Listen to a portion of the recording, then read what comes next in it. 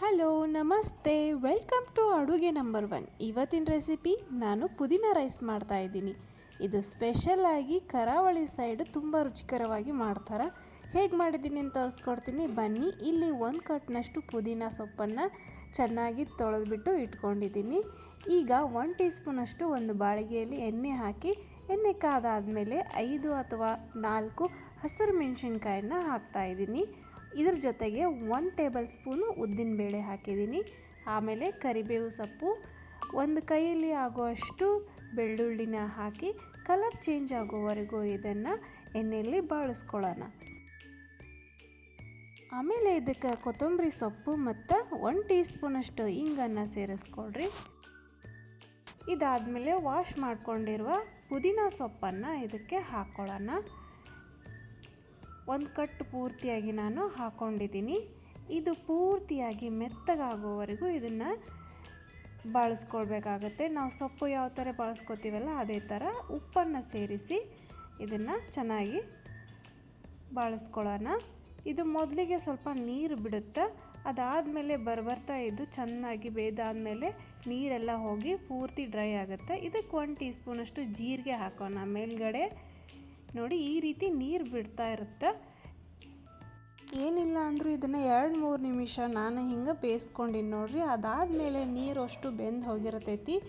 ಈಗ ನಾನು gas ಸ್ಟವ್ನ of ಮಾಡಿ ಇದನ್ನು ಪೂರ್ತಿಯಾಗಿ ತಣ್ಣಗಾಗಬೇಕ್ರಿ. ಅದಾದಮೇಲೆ ನಾವು ಗ್ರೈಂಡ್ ಮಾಡ್ಕೊಳ್ಳೋಣಂತ ಇದನ್ನು ಪುದೀನ ಪೇಸ್ಟು.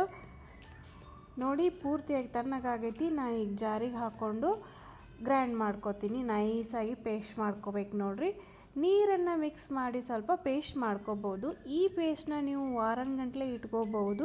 ಮತ್ತು ಇದು ಇನ್ನೊಂದು ಸಾರಿ ಮಾಡ್ಕೊಳ್ಳೋಕೆ, ರೈಸ್ ಮಾಡ್ಕೊಳ್ಳೋಕೆ ಉಪಯೋಗ ಆಗುತ್ತೆ. ಇಲ್ಲಾಂದರೆ ಚಪಾತಿ ಜೊತೆ ಒಳಗಡೆ ಸ್ಟಫಿಂಗ್ ಮಾಡಿ ಇದನ್ನು ಲಟ್ಟಿಸ್ಕೋಬಹುದು. ಮತ್ತು ಸಬ್ಜಿಗೂ ಇದನ್ನು ಹಾಕ್ಬೋದು. ಇದನ್ನಂತರೂ 1 ವಾರದವರೆಗೆ ನೀವು ಫ್ರಿಜ್ನಲ್ಲಿ ಇಡ್ಬೋದು. ಫ್ರೀಝರ್ನಲ್ಲಿ ಇಡಿ, ಅಂದರೆ ಬಾಳಿಕೆ ಬರುತ್ತೆ. ಆಮೇಲೆ ಕೊನೆಗೆ ಇದಕ್ಕೆ 1 ಟೀ ಸ್ಪೂನಷ್ಟು ಎಣ್ಣೆ ಹಾಕಿದ್ದೀನಿ. ಮತ್ತು ಸಾಸಿವೆ, ಜೀರಿಗೆ, ಉದ್ದಿನಬೇಳೆ ಮತ್ತು ಗೋಡಂಬಿಗಳನ್ನು 2 ಭಾಗ ಮಾಡಿಕೊಂಡು ಹಾಕ್ಕೊಂಡಿದ್ದೀನಿ. ಆಮೇಲೆ ಹುರಿದಿಟ್ಕೊಂಡಿರುವ ಶೇಂಗಾ ಬೀಜಗಳನ್ನು ಹಾಕ್ಕೊಂಡಿದ್ದೀನಿ. ಇದು ಗೋಡಂಬಿ ಮತ್ತು ಉದ್ದಿನಬೇಳೆ ಸ್ವಲ್ಪ ಕಲರ್ ಚೇಂಜ್ ಆಗಲಿ ಅಲ್ಲಿವರೆಗೂ ಇದನ್ನು ಬಾಳಿಸ್ಕೊಂಡಾದಮೇಲೆ 1 ಕಪ್ನಷ್ಟು ಈರುಳ್ಳಿನ ಸಣ್ಣಾಗಿ ಕಟ್ ಮಾಡಿಕೊಂಡು ಹಾಕ್ಕೊಳ್ಳಿ. ರುಚಿಗೆ ಸ್ವಲ್ಪ ಉಪ್ಪನ್ನು ಬೆರೆಸ್ಕೊಳ್ಳಿ. 3 ಟೇಬಲ್ ಸ್ಪೂನಷ್ಟು ಹುಣಸೆ ಹಣ್ಣಿನ ನೀರನ್ನು ಹಾಕ್ಕೊಳ್ತಾ ಇದ್ದೀನಿ. ಇನ್ನು ಮುಂಚಿತವಾಗಿ ನಾವು ನೆನೆ ಇಟ್ಕೊಂಡಿರಬೇಕು ನೀರಲ್ಲಿ. ಈಗ ಎಲ್ಲನೂ ಚೆಂದಾಗಿ ಮಿಕ್ಸ್ ಮಾಡಿಕೊಂಡು 1-2-3 ನಿಮಿಷ ಹಿಂಗೆ ಬೇಯಿಸ್ಕೊಳ್ಳೋಣ. ಅದಾದಮೇಲೆ 2 ಹಸಿರು ಮೆಣಸಿನ್ಕಾಯಿನ ಉದ್ದ ಕಟ್ ಮಾಡ್ಕೊಂಡು ಹಾಕ್ಕೊಂಡೆ. ಇದ್ರ ಜೊತೆಗೆ ಮಾಡ್ಕೊಂಡಿರುವ ಪುದೀನ ಪೇಸ್ಟನ್ನು 3 ಟೇಬಲ್ ಸ್ಪೂನಷ್ಟು ಹಾಕ್ಕೊಂಡಿದ್ದೀನಿ. ಇಲ್ಲಿ ನಾವು ರೈಸ್ ಎಷ್ಟು ತೊಗೊಂಡಿದ್ದೀವಿ ಅಷ್ಟು ಕ್ವಾಂಟಿಟಿಯಲ್ಲಿ ನಾನು ಇದನ್ನು ಮಸಾಲೆ ಮಾಡ್ಕೊತಾ ಇದ್ದೀನಿ ಪುದೀನ ರೈಸ್ಗೆ. ಈಗ ರೆಡಿಯಾಗಿದೆ. ಗ್ಯಾಸ್ ಸ್ಟವ್ನ ಆಫ್ ಮಾಡಿಬಿಟ್ಟು ನಾವು ಮಾಡ್ಕೊಂಡಿರುವಂಥ ರೈಸನ್ನು ಹಾಕ್ತಾಯಿದ್ದೀನಿ. ರೈಸನ್ನು 2.5 ಕಪ್ನಷ್ಟು ನಾನು ಮಾಡ್ಕೊಂಡಿದ್ದೆ. ಈಗ ಅದಕ್ಕೆ ನಾನು ಬೆರೆಸ್ಕೊಂಡು ಚೆನ್ನಾಗಿ ಕಲಿಸ್ಕೊಳ್ತಾ ಇದ್ದೀನಿ. ರೈಸ್ ಮಾಡುವಾಗ ಸ್ವಲ್ಪ ಉದುರಾಗಿ ಮಾಡಿಕೊಂಡ್ರೆ ಈ ರೀತಿ ರೈಸ್ಗೆ ಪುದೀನ ರೈಸು ಅಥವಾ ಯಾವುದೋ ಪಾಲಕ್ ರೈಸು ಯಾವುದೇ ಆಗಲಿ ಈ ಥರ ಒಗ್ಗರಣೆ ಮಾಡಿ ಹಚ್ಕೊಳ್ಳೋಕ್ಕೆ ತುಂಬ ಚೆನ್ನಾಗಿರುತ್ತೆ. ಆದಷ್ಟು ನಾವು ಉದುರಾಗಿ ಮಾಡ್ಕೊಳ್ಬೇಕು. ರೈಸು ತುಂಬ ರುಚಿ ಕೊಡುತ್ತೆ, ಟೇಸ್ಟು ತುಂಬ ಚೆನ್ನಾಗಿರುತ್ತೆ.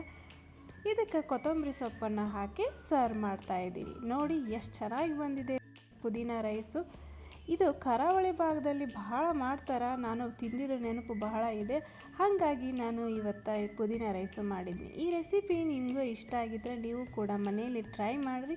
ಕಮೆಂಟ್ ಮೂಲಕ ತಿಳಿಸ್ಕೊಡಿ ಹೆಂಗೆ ಮಾಡಿದ್ರಿ ಅಂತ. ಲೈಕ್ ಮಾಡಿರಿ, ಶೇರ್ ಮಾಡಿರಿ, ಸಬ್ಸ್ಕ್ರೈಬ್ ಮಾಡಿರಿ. ನೆಕ್ಸ್ಟ್ ವಿಡಿಯೋದಲ್ಲಿ ಹೀಗೆ ರುಚಿಯಾದ ರೆಸಿಪಿನ ತೊಗೊಂಡು ಬರ್ತೀನಿ. Thank you.